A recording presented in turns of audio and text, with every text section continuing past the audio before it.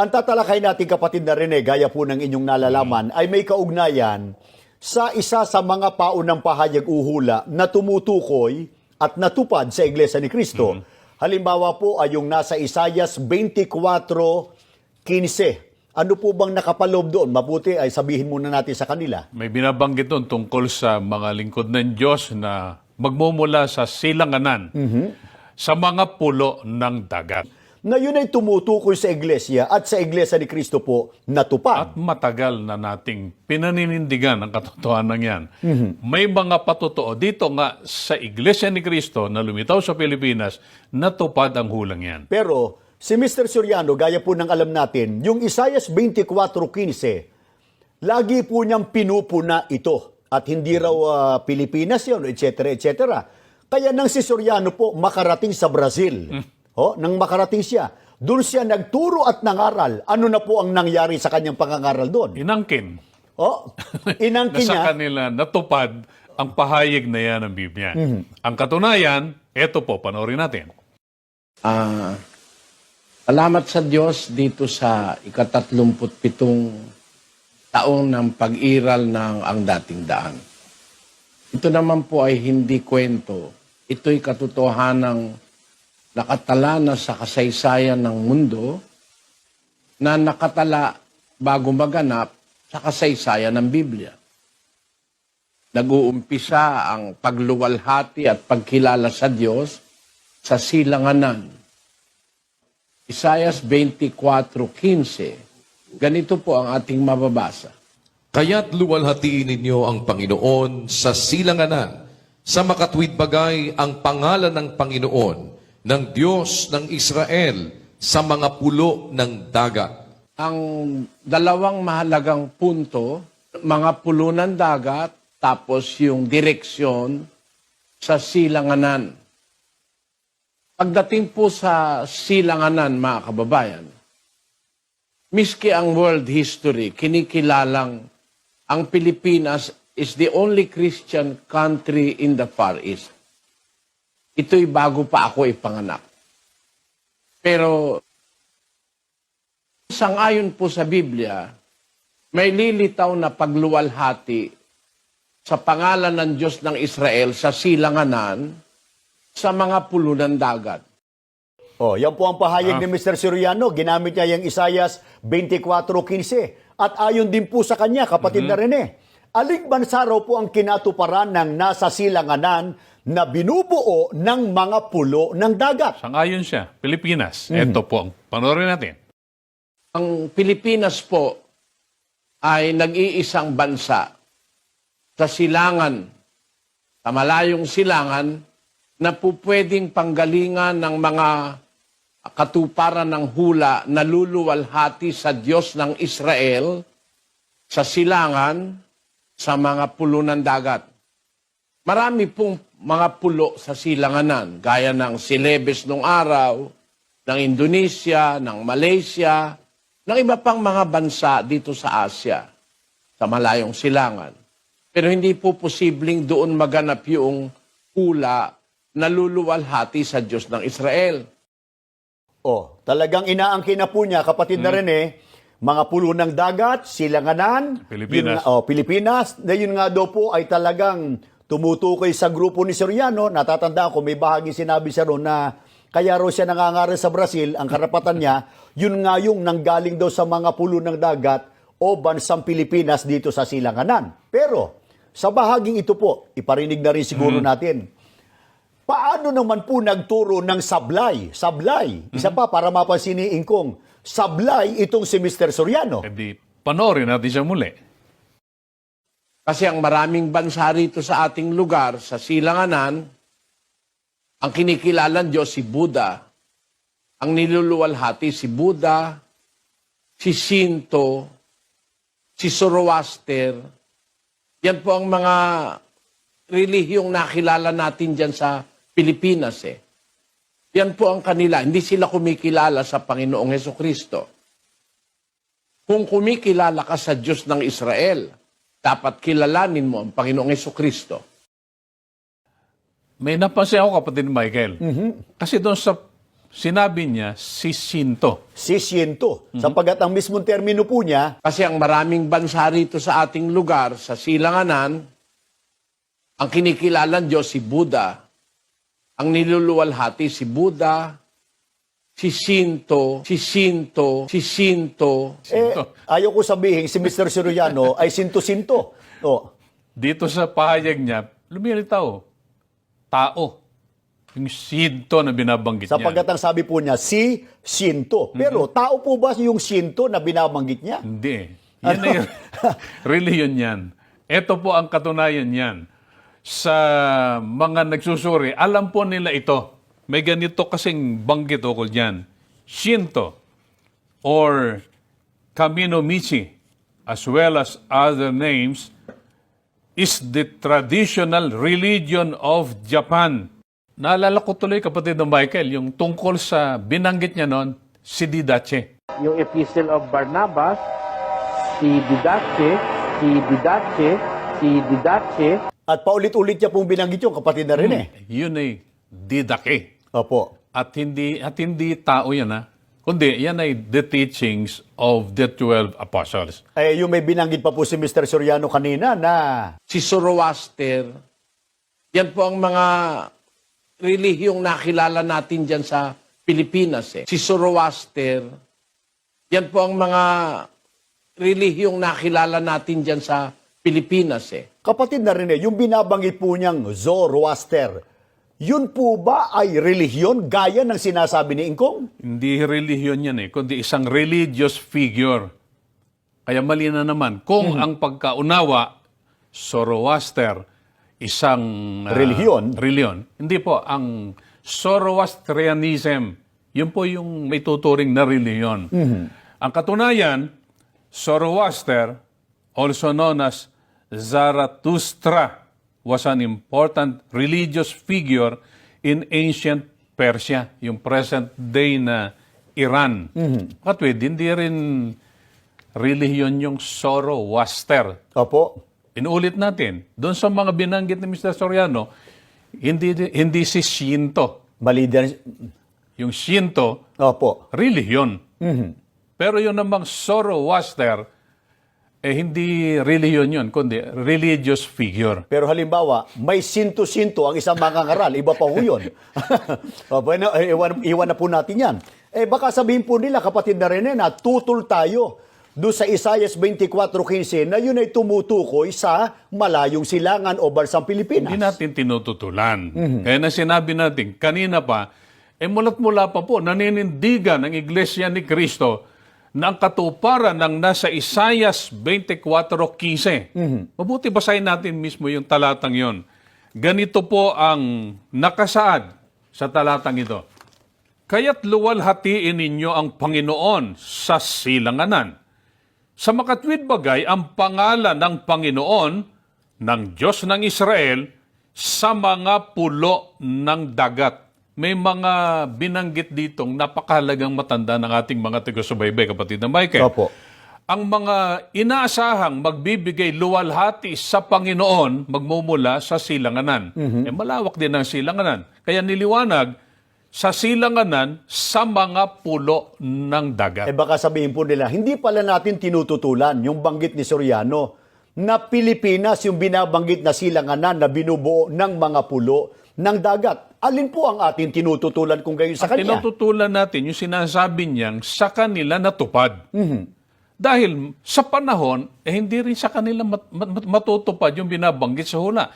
Natupad sa Iglesia ni Cristo na Opo. lumitaw sa Pilipinas noong 1914. Bakit po natin natitiyak yun? Mabuti basahin natin ang iba pang bahagi ng paunang pahayag ng Diyos. Isayas naman, 42 Gs.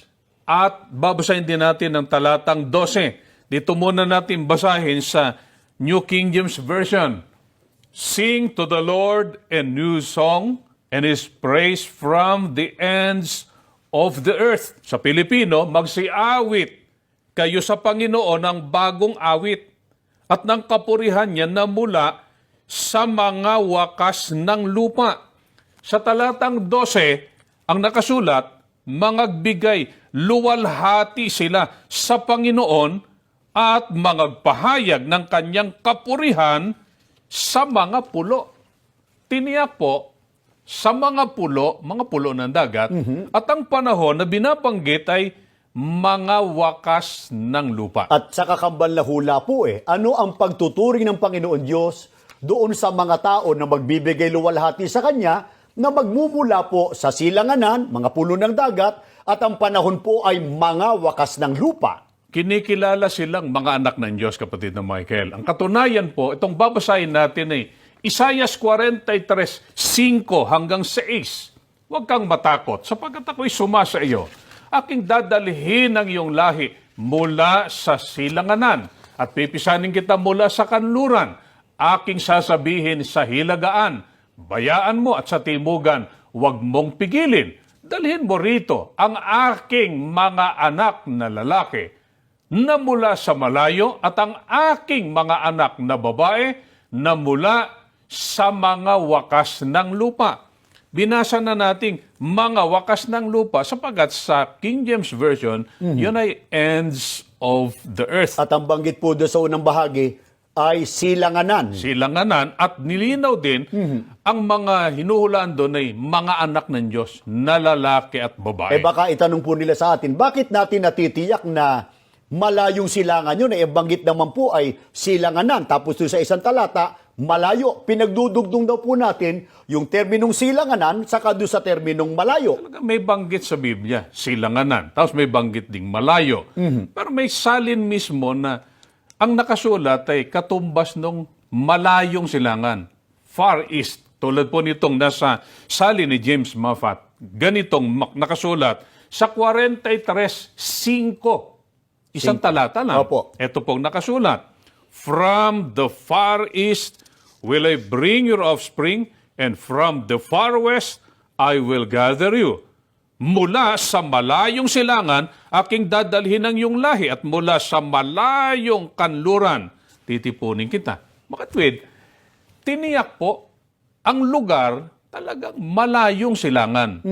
Ang panahon, huwag sanang kalimutan ng ating mga taga-subaybay, kapatid na Michael, ang sabi sa talata, mga wakas ng lupa. Teka muna, unahin po natin yung dako o lugar. Bakit po natin natitiyak na distinguido Pilipinas talaga ang tinutukoy? Ang Pilipinas po ba pinatutunayan ng mga historians na bansang nasa malayong silangan? Natutunayan at maraming mga aklat, pangkasaysayan na nagpapatunay po, maging ang otoridad katoliko nga po Dito sa kanyang aklat na pinamagatang Asia and the Philippines, ang may akda po nito ay isang paring Jesuita, ang pangalan Horacio de la Costa, sa pahina 169 sa Pilipino na po.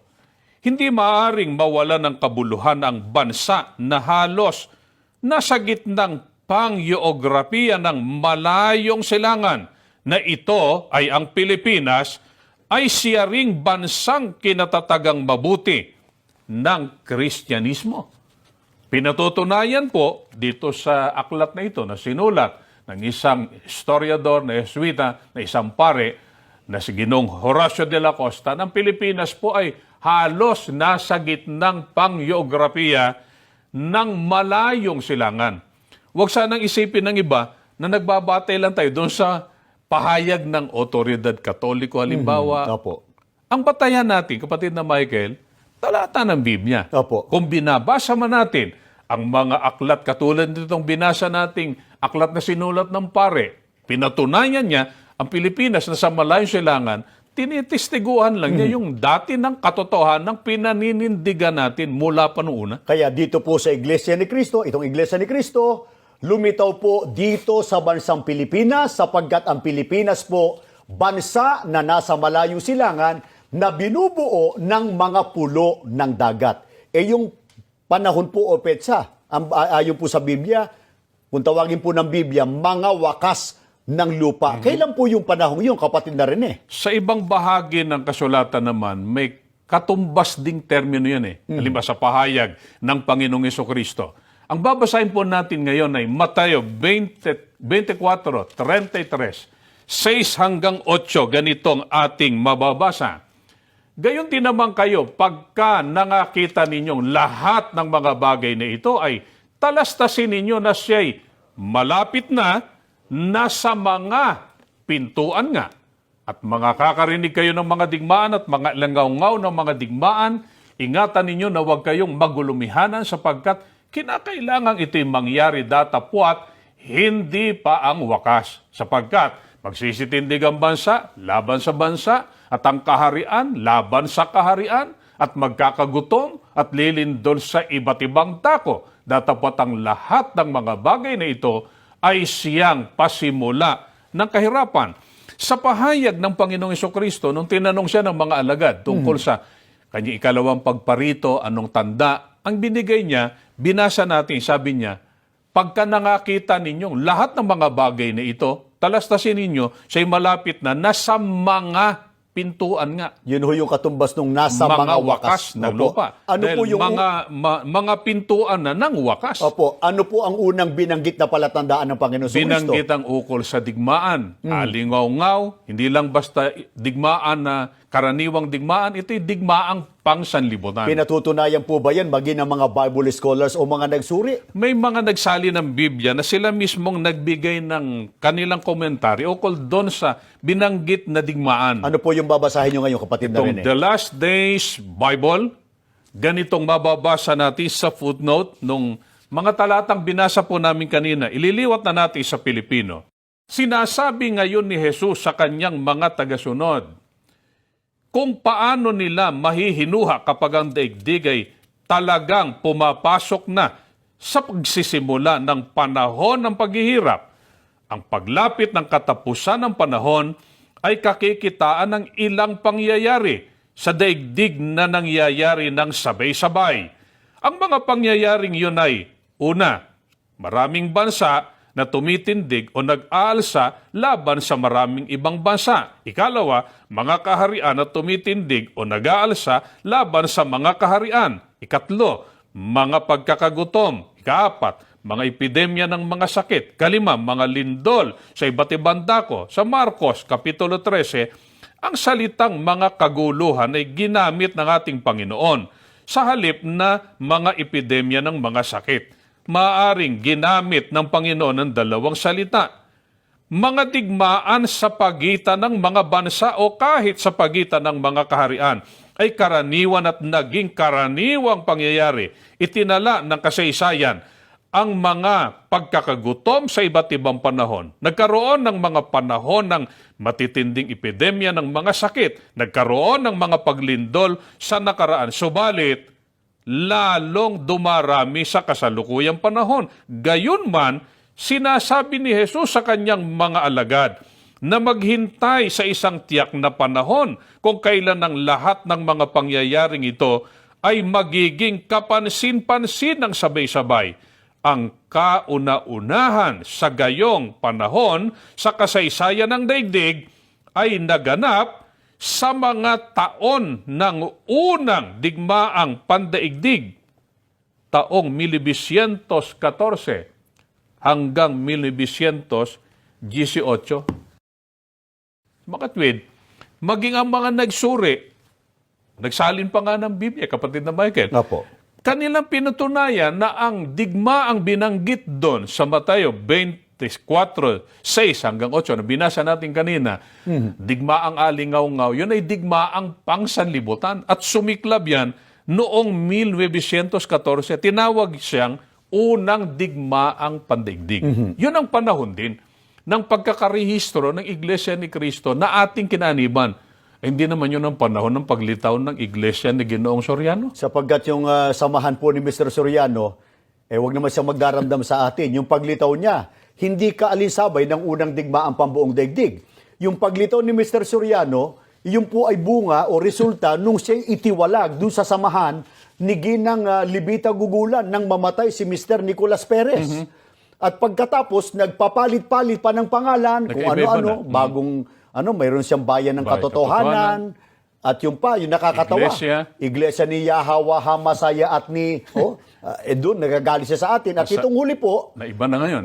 Members Church of God International, at nung nakarating na po siya sa Brazil, inangkin yung nasa Isaias 24:15 na ipinangangaral po natin na tumutukoy sa iglesia at sa iglesia ito natupad, inangkin niya na kaya raw po siya nagtuturo sapagkat siya raw yung katuparan.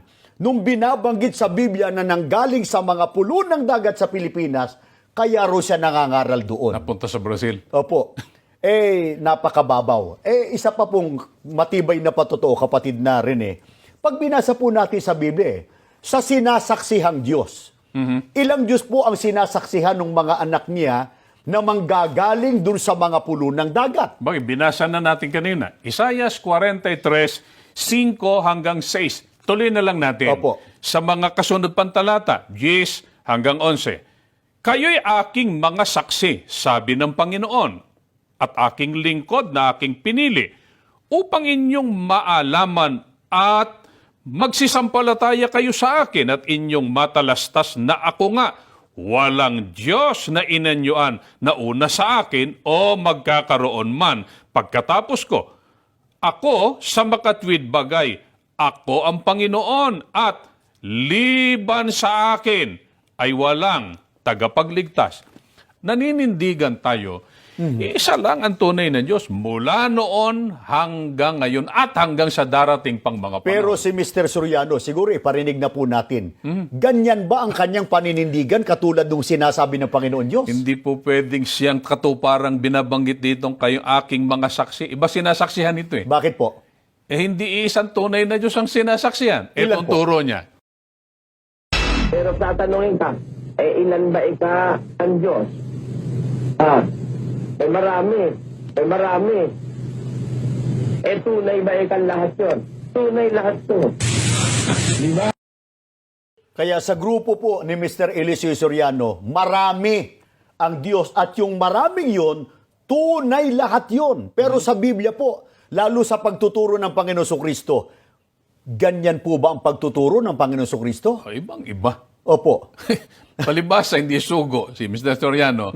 Ibang turo niya sa tunay na sugo. Ang tunay na sugo kasi, at pinakadakilang sugo sa lahat ng panahon, ang Panginoon Kristo nagturo tungkol sa tunay na Diyos. Na iba kaysa itinuro ni Kristo, itinuturo ni Mr. Soriano. Katunayan po, sa Juan 17, 1 at 3, ang mga bagay na ito ay sinalita ni Jesus at sa pagtingala ng kanyang mga mata sa langit ay sinabi niya, Ama, dumating ng oras, luwalatiin mong iyong anak upang ikaw ay luwalatiin ng anak. At ito ang buhay na walang hanggan, na ikaw ay makilala nila na iisang Diyos na tunay.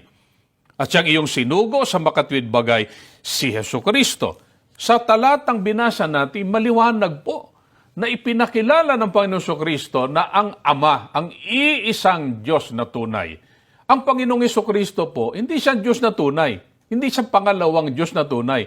Sinugo po siya ng iisang Diyos na tunay. At napakahalaga, kapatid na Michael, ng pagkakilala ng Ama ang iisang tunay na Diyos. Gaano po yung kilalanin kahalaga? si Kristong sinugo ng Diyos. Ang sabi niya, ito ang buhay na walang hanggan. Kaya paano po magkakaroon ng buhay na walang hanggan? Yung samahan na pinumumunuan ni Mr. Eliseo Soriano, gayong ang kanilang itinuturo, marami po ang tunay na Diyos. Labag sa Biblia yon. Kaya hindi maaaring mangyari yung sinasabi niya sa kanila natupad ang hulang yon. Paano magbibigay luwalhati sa Panginoon yon? Opo. Ang magbibigay luwalhati sa Diyos. Ang kumikilalang, ang Ama lang ang iisang tunay na Diyos. At yun ang ginagawa sa loob ng Iglesia ni Cristo. Kaya sana po itong ating palatuntunan ay nakatutulong po sa lahat, hindi lang dun po sa mga miyembro ng Samahang Dating Daan, kundi sa lahat ng mga sumusubaybay sa amin, makilala po nating lahat ang Ama, ang kaisa-isang tunay na Diyos. Sa mga gustong patuloy na magsuri, maaari po kayong magtungo sa pinakamalapit na gusaling sambahan ng Iglesia ni Cristo o kaya tumawag po kayo sa amin dito sa Tanggapang Pangkalahatan 02-981-4311 at maaari po namin kayong paglingkuran.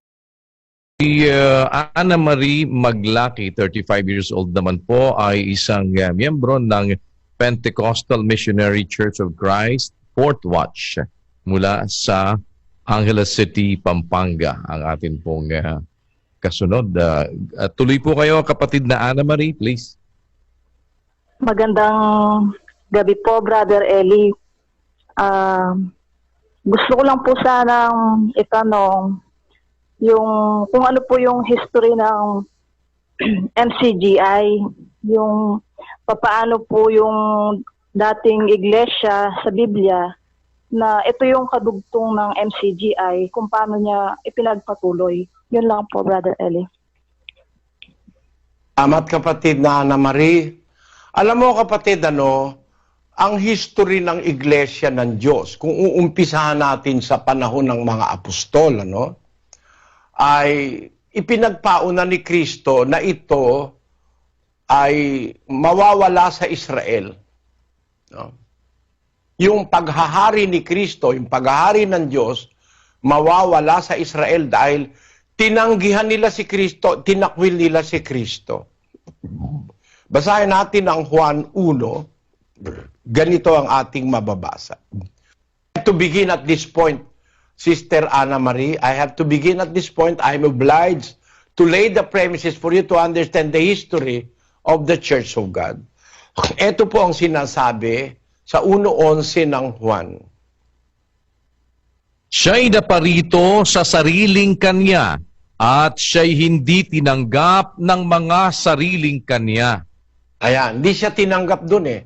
Meron tumanggap ka konti. Mas marami ang ayaw sa kanya. At hanggang ngayon, itong lahing mga Hudyo, hindi siya tinatanggap eh. Meron nga mga Hudyo ngayon, hanggang ngayon, mga members pa ng Judaism. At ang pinapaniwalaan lang si Moises. Di sila naniniwala sa New Testament, di sila naniniwala kay Kristo. Hindi siya tinanggap ng mga taga-Israel. Majority of them. Kaya bago siya pumanik sa langit, mayroon siyang sinabi sa mga apostol. Sa Mateo Kapitulo 21, ganito ang sabi niya sa 43. Kaya nga, sinasabi ko sa inyo, aalisin sa inyo ang kaharian ng Diyos at ibibigay sa isang bansang nagkakabunga. Ngayon, aalisin sa Israel ang kaharian ng Diyos, sabi niya sa mga apostol. At yung kaharian o paghahari ng Diyos, ibibigay niya sa isang bansang nagkakabunga. Kung saang bansa pwede niyang ibigay, ay bibigay niya. No? Pero nagkakabunga. Ibig sabihin, yung hindi ibinunga ng Israel, maaaring ibunga ng bansa na pagbibigyan niya. Kasi naghihintay siya ng bunga sa Israel. Ang bunga mali, puro pagtatakwil kay Kristo. Basahin natin ang talinghaga. Sa 5:1 ng Isayas, ganito nakasulat, kapatid na Ana Marie. Paawitin ninyo ako sa aking pinakamamahal, ng awit ng aking minamahal tungkol sa kanyang ubasan.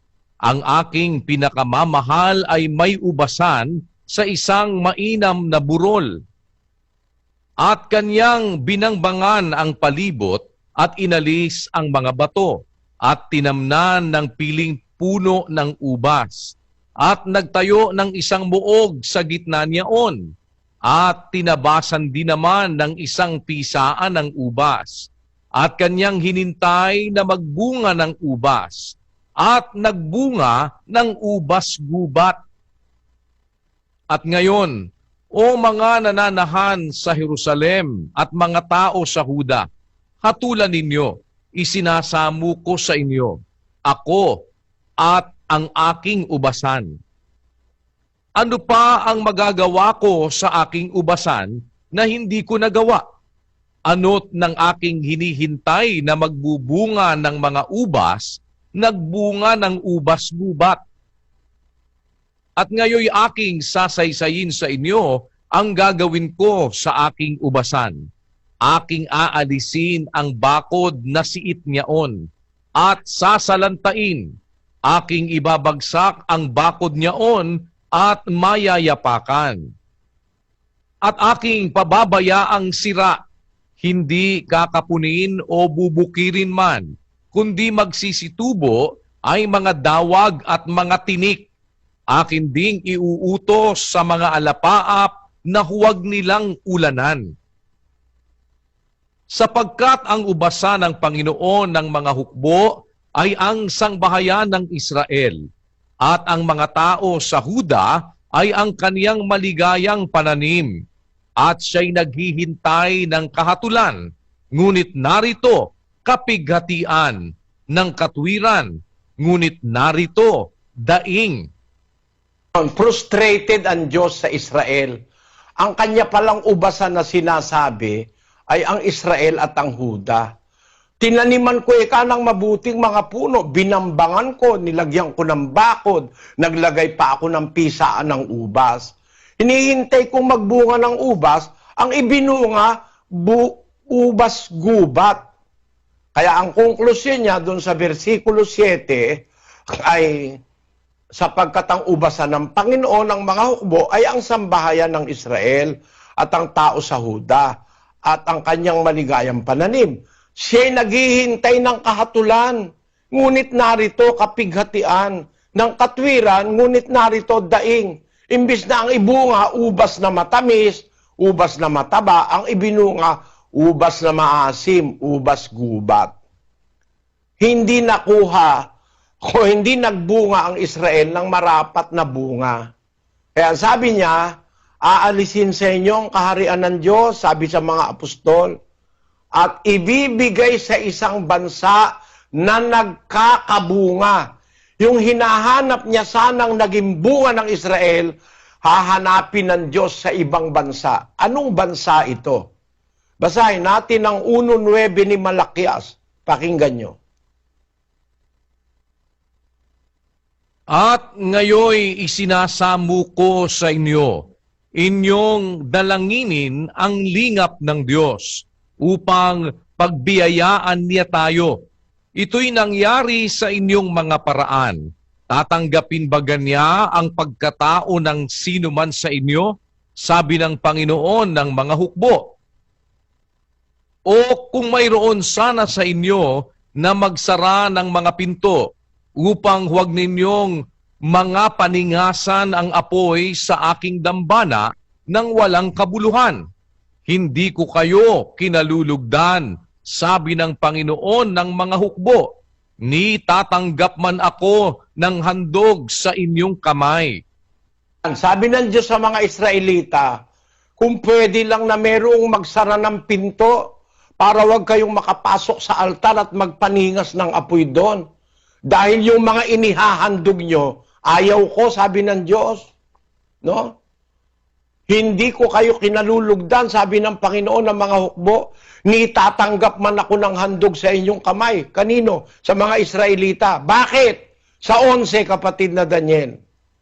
Sapagkat mula sa sinisikatan ng araw hanggang sa nilulubugan niyaon, magiging dakila ang aking pangalan sa mga hentil, at sa bawat dako ay paghahandugan ng kamangyan ang aking pangalan, at ng dalisay na handog, sapagkat ang aking pangalan ay magiging dakila sa gitna ng mga hentil, sabi ng Panginoon ng mga hukbo. Kaya ayaw niya na palang tumanggap ng handog sa mga Israelita. Puro kalokohan ang pinaggagawa Itinakwil pa yung kanyang anak. Kaya sabi niya, wag na kayong magdala ng handog. Ayoko na ng handog nyo. Bakit? Sapagkat magmumula sa sinisikatan ng araw hanggang sa nilulubugan niyaon, magiging dakila ang aking pangalan sa mga hintil. Mga hintil ang maghahandog sa akin ng kamangyang at dalisay na handog, sapagkat magiging dakila ang aking pangalan sa mga hintil, sabi ng Panginoon. Kung napansin mo, kaya aalisin ang kaharian sa Israel kasi hindi sila nagbunga ng marapat na pagbubunga. Pero yung hinanakit ng Diyos sa Israel, mayroong matutupad na lugar na ang mga hintil naman ang maghahandog sa kanya ng dalisay na handog. Nakakakita pala ang Diyos ng mga hintil, labas ng Israel. Ang mga hintil kasi labas ng Israel Nakakakita ang Diyos na magmumula sa sinisikatan ng araw sa mga hintil. Magiging dakila ang aking pangalan. sasambahin nila ang pangalan ko, dadakilain nila. Kaya, mag-uumpisa sa mga hintil ang pagdakila, paghahandog sa Diyos, pagkatapos na alisin ang kaharian sa Israel. At kung napansin mo, mag-uumpisa sa sinisikatan ng araw. Ito ay katugma ng hula ni Propeta Zacarias. Basahin natin ang 8:7 ni Zacarias. Ganito ang sabi ng Panginoon ng mga hukbo, narito, aking ililigtas ang aking bayan sa lupaing silanganan at sa lupaing kalunuran. Pansinin mo kapatid, Talagang meron direksyon sa Biblia. Magliligtas ang Diyos, mag-uumpisa sa silanganan. Saang silanganan? Mula sa sinisikatan ng araw, sa silanganan, At papatuloy-tuloy hanggang sa nilulubugan, hanggang sa west. Ang luluwalhati nila ang pangalan ng Diyos ng Israel, hindi si Buddha, hindi si Shinto, hindi mga Oriental gods, hindi si Confucius, hindi kung sino-sino, hindi yung Hindu gods. Ang nasa silanganan, luluwalhati nila ang pangalan ng Diyos ng Israel sa mga pulo ng dagat. Tama-tama sa Pilipinas ito Nasa silanganan tayo at nasa mga pulo tayo ng dagat. Qualified ang Pilipinas na paglagyan ng inalis na kaharian sa Israel. Ililipat sa mga hintil sa bansang nagkakabunga ng bungang ine-expect ng Diyos. At natupad ang hula na ililigtas ko ang aking bayan sa lupaing silanganan at sa lupaing kalunuran. Mag-uumpisa ang trabaho ng pagliligtas ng Diyos sa silanganan. Saan sa silanganan? Sa mga pulo ng dagat, in the isles of the sea. Hindi sa Australia. Lalong hindi sa Roma. Mag-uumpisa sa mga pulo ng dagat sa silanganan. Sana nakasunod ka, kapatid na Ana Marie. Ngayon, tinignan ko ang istorya ng mga mangangaral. Tinignan ko istorya ng mangangaral sa silanganan. Nakita ko pa nga yung istorya ng isang Hapon Nauna pala sa akin dito sa kanluran ang Hapon. Nauna, by 100 years, nauna sila rito sa Church of God. Kaya lang, ang kanilang iglesyang galing sa Hapon, yung tinatawag na Messianica, Iglesia Messianica Mundial, na itinayo ni Mokichi Okada noong 1935. Hindi pa ako tao noon. Nakarating dito sa kanluran. Ang kanilang main na aral, sila raw ang magtatayo ng paraiso sa mundo. Na hanggang ngayon, di pa nila naitatayo. Kaya, wala ito. Sis, kapatid na, wag namang magagalit, wala ito. Hindi matutupad dito. Sila raw magtatayo ng paraiso sa mundo. Earth, paradise on earth. Wala namang paradise dito sa lupa Gugunawin nga ito. Paano mo itatayo rito ang paradise? Ang paradise nasa ikatlong langit.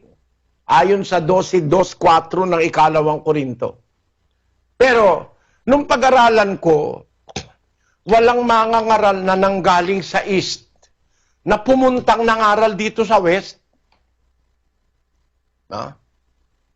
Ito lang si Hapones na ito na mali naman ang turo. Mali. Napatunayan naman ang kasaysayan. 1935 pa sila. Hindi naman sila nakapagtayo ng paradise on earth. Patay na siguro itong Hapon na ito, si Mokichi Okada. Ang totoo, kapatid na mag-aral ka ng istorya. Si kapatid na Suryano lang ang nanggaling sa East na nangaral sa West. Si Manalo nanggaling sa East, pumunta sa Amerika, alam mo nangyari? Hindi naman nangaral Ayon sa kanila, nag-aral daw si Manalo sa Amerika. Hindi nangaral. Ang sinasabi ng Biblia, pangangaral ililigtas ko ang aking bayan sa lupaing silanganan at sa lupaing kalunuran.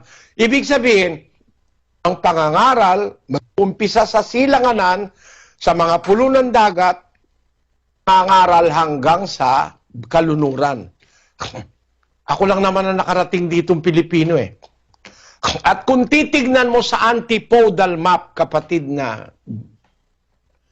direkto galing sa Pilipinas, gagawa ka ng dire-diretsyong butas, papunta sa west, from the east, lalabas ka sa Brazil. Yan ang tinatawag na antipode map or tunnel map. Kung mag-uumpisa ka, hindi ka magbibiyahe sa air, pupunta ka sa mundo ka papasok, no? Pag nag-umpisa ka sa Pilipinas, you will come out in Brazil. Yun na nga ang nangyari sa akin Nag-umpisa ako ng pangangaral sa Pilipinas, tapos andito ako ngayon sa Latin America. Nakarating ako sa iba-ibang lugar ng pangangaral dito sa Latin America. Nakarating ako doon sa Argentina o sa Paraguay, no? Nakapagtatag tayo ng mga lokal dito sa Latin American countries. Mahigit na 400 churches dito sa Latin America. Meron tayong 301 chapters sa Argentina, sa Paraguay, Uruguay, Chile, etc. Marami yan 301 sa Dominican Republic, sa Haiti, sa El Salvador, sa Ecuador, sa Mexico, sa Guatemala, sa Honduras, Nicaragua, Costa Rica, Panama, Colombia, Venezuela, Bolivia, Paraguay, Peru, Uruguay, Chile at Argentina, at sa Brazil na parte rin ng Latin America, meron tayo ngayong 173 local chapters. Natupad yung sinasabi sa hula ni Propeta Malakias. Mag-uumpisa sa sinisikatan ng araw hanggang sa nilulubugan niyaon. Magiging dakila ang pangalan ng Diyos sa mga hintil. At sabi sa Propeta Zacarias, ang sabi niya, narito, ililigtas ko ang aking bayan sa lupaing silanganan at sa lupaing kalunuran. At niliwanag yung lupain sa silanganan sa mga pulo ng dagat. More or less, kapatid, yan ang istorya ng Church of God, international sa ating panahon. Lumitaw kami sa tamang direksyon ng hula. At nakarating kami sa tulong at awa ng Diyos dito sa sinabi ng hula na mag-uumpisa sa sinisikatan ng araw papunta sa nilulubugan. Kaya nakarating ako hanggang sa west. Ako lang ang mangaral na Pilipino galing sa east na nangaral dito. Personal. Para matupad yung hula. Nagkaroon ng Iglesia ni Cristo sa Amerika, hindi naman nangaral si Manalo ron Yung mga miyembro nilang nag-apag-asawa ng Amerikano, yun ang nag-umpisa ron. Pero hindi nangaral si Manalo ron. Kaya alam ko hindi nangaral, di marunong na English si Manalo Hindi naman sa panghahamak, Hindi marunong na English si Manalo. Hindi siya nangaral sa Amerika. Nagpunta siya, ayon sa pasugo nila, nagpunta si Manalo sa Amerika, hindi para mangaral, kundi para mag-aral. Eto, hindi pa nga ito nabe-verify Pero nakalagay sa pasugo ito, July 1964, page 182. Pakibasa mo, kapatid na Daniel. Growing pains. The incipient church's rapid expansion increased its enemies and aroused more clever criticisms. Felix Manalo went to America and enrolled in a non-sectarian institution, the Pacific School of Religion in California, in 1919. Nag-aral daw siya sa Pacific School of Religion in California. So hindi siya nangaral. Kung totoo ito kaya lang sinasabi ko kung totoo kasi hindi pa naman ito na napapatunayan Meron nga rito isang dokumento pirmado pa Ito, pabasa ko sa iyo, kapatid na Daniel. Ito po. Binura lang yung kinauukulan para itago ang kanyang ano. Pero ibinigay ito sa atin. Ito yun, oh. Asa mo, kapatid na Daniel. November 17 ng 1997, Dear Mr. yung pong nagpadala, I am responding to your email message of November 14 to our website. You inquired whether or not one Felix Y. Manalo or Felix Isugan has Gun. Isagun yan, kapatid na Daniel. has attended Hindi. PSR. Pacific I School have of no- Religion. PSR, kapatid na Daniel, yun yung Pacific School of Religion na sinasabi ng kanilang pasugo na doon daw nag-aral si Manalo. Eh,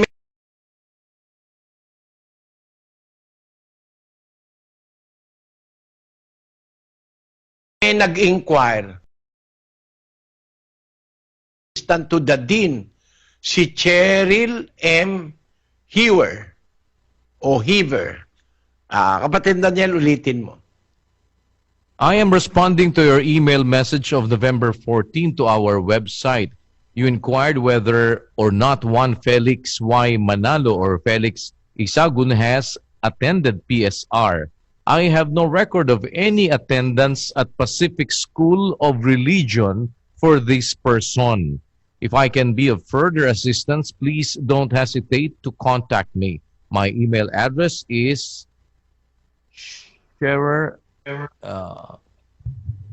sure@psr.edu. Sincerely, Cheryl Hewer, Registrar and Assistant to the Dean. Pacific School of Religion. Ayan. Kaso yung nakalagay sa pasugo, hindi yun ano eh. Hindi yun, hindi masasabi na yun eh, verified na eh. Kasi itinanggi ng Pacific School of Religion na may nag-aral dong Felix Manalo eh. Sabi lang nila yon. Pero kung totoo man yan, nagpunta si Manalo sa West, hindi para mangaral, kundi para mag-aral. Pero ako, nandito ako, nangangaral ako. Hayag na nangyayari ito sa mundo ngayon. Na? Para matupad yung hula na sabi, ililigtas ko ang aking bayan sa lupaing silanganan at sa lupaing kalunuran. Kaya, sa awa ng Diyos, naririto kami ngayon. Sana meron ka ng insight as to the history of the Church of God. Naintindihan mo po, kapatid na Ana Marie? Opo, Brother Eli, maraming salamat po. Salamat din sa pag-participate, kapatid. Pagpalaing kanawa ng Panginoon. Yan, salamat po at kayo inaanyayahan namin na patuloy na makinig sa atin po mga Bible study at sa ating mga Bible exposition. Samantala, kapatid na Eli, ilan lamang po sa mga komentaryo mula sa ating ang dating daan at the Old Path social media accounts. Mula po kay Romeo sa Pantamolo, dati po akong Katoliko at dati rin pong born again. Dito po sa Worldwide Bible Exposition, totoo ang maririnig mo. Di gaya sa FB, daming fake news. Ang totoong news ay totoo ang Biblia at totoong may Diyos. Salamat at may ganitong pagpapahayag ng salita ng Diyos. Si Amar, hindi kailanman matutularan ng paraan ng pagsagot ni Brother Eli. Malabong matutulan ng kahit sino man.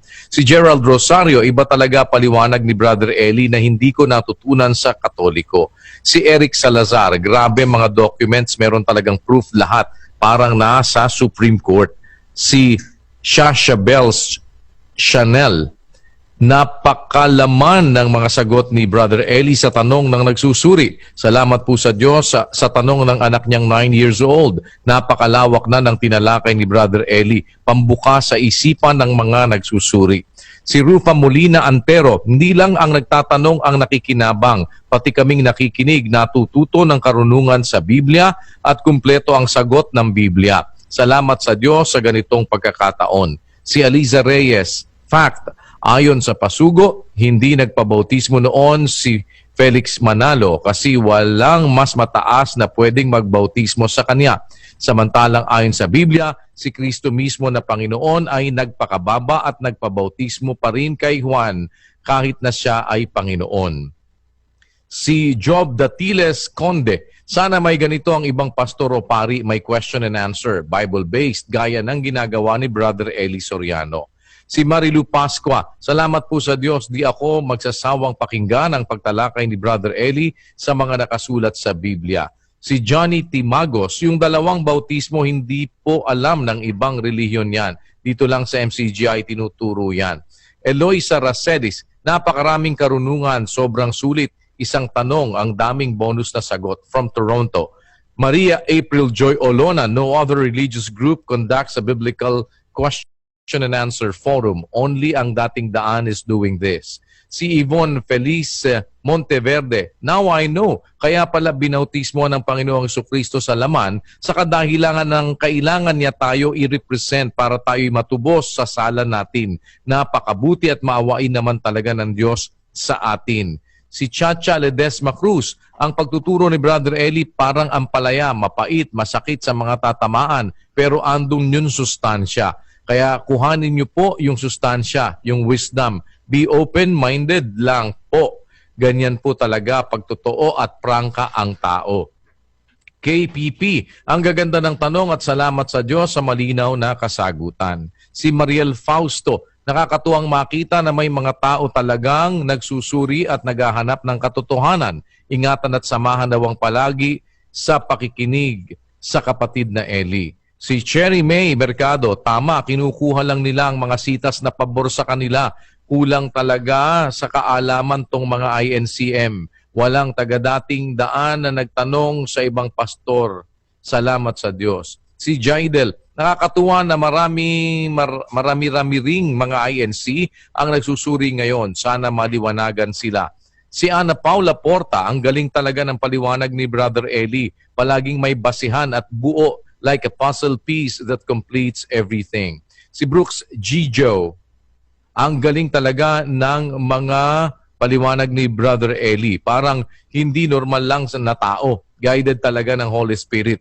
Sana magtagal ka pa po dito sa mundo para marami ka pang tao na mailigtas. Salamat sa Diyos. Si Pamela Valdez, hindi porket galit ka sa isang tao ay hindi mo napapansinin ang kanilang sinasabi. Tama po si kapatid na Eli. That's called being rational. Being the rational beings we are created to be. Si Daniela Joyce Castillon, wrong translations really mislead many people. Thanks be to God for many clarifications, Brother Eli. I am always amazed on how you would always cite Greek manuscripts to prove the truth. Si Mary Joy Galicia, ito talaga ang most informative na pag-aaral ng Bible sa panahon natin. Tinuturuan ng mga nakikinig na mag-analyze at mag-compare. May basis na rin sa science and archaeology. Dapat ito ang hinanap ng mga tao, yung preacher na may credibility. Si Agustin Flores, very logical explanation. Kung si Kristo ay ang pinto at siya ay kaligtasan, pagpasok mo ba kay Kristo, lalabas ka pa? Siyempre hindi na. Kundi pagpasok mo kay Kristo, magpapatuloy ka na kasama niya. Si Jem Tuga, salamat sa Diyos, naintindihan ko po na kaya pala binautismohan si Kristo, hindi dahil siya'y makasalanan, kundi nagbigay halimbawa sa mga lingkod niya. Salamat po sa Diyos. Ingatan po kayo ng Panginoon. Si Agnes Aimee Andes, in this hard and dangerous time, there is only one Brother Eli who is brave enough to preach and defend the words of God in the Bible through this Bible study and exposition. Glory be to God. Si Dale Francis Abad, this is a program that other sects cannot be imitated. It has proven for so long time that it is airing. False preachers cannot answer a live question about faith. But look how Brother Eli answers those questions of the guests. He has no idea about what people will ask, but he still can answer it, which he relies from the Bible. I believe this man is guided by the Holy Spirit. Ilan lamang po sa mga komentaryo sa ating social media accounts, kapatid na Eli. Salamat po sa inyong lahat na nag-participate. More or less, mga less than 100,000 persons with 25,067 gadgets connected to our internet social media accounts. Salamat po sa inyong lahat. Sana makasumpong tayo ng awa at biyaya ng Diyos sa mga hinaharap na